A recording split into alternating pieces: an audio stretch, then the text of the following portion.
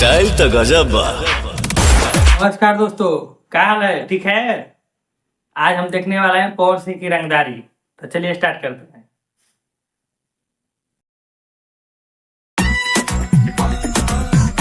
ओ भाई गजब तू।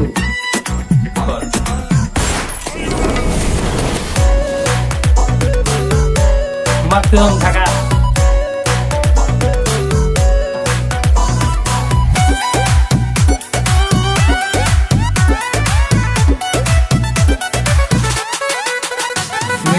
आवाया स्टार्टर सॉन्ग है कोतुर पे लाई दे है पूरा कोदी मन्नतिया जन्नत दिखाई दे। स्टाइल तो गजब बा।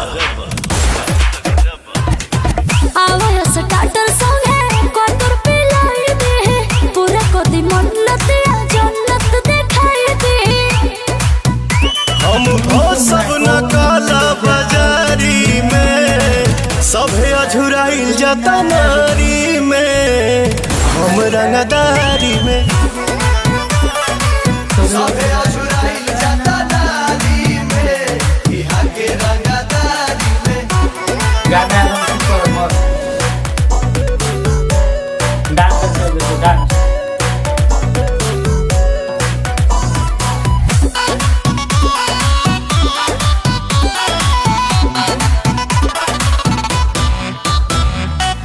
बिना से न जीना बेकार हो देता ने मौका तो डूबो के तुम्हार हो डूबो के तुम्हार हो।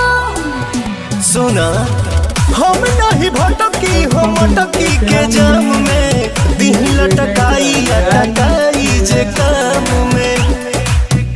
मजा मिले बम गोलीबारी में, सभे अझुराइल जाता नारी में, हम रंगदारी में। सभे अझुराइल जाता क्या नारी राइटिंग है मस्त। में, इहाँ के रंगदारी में।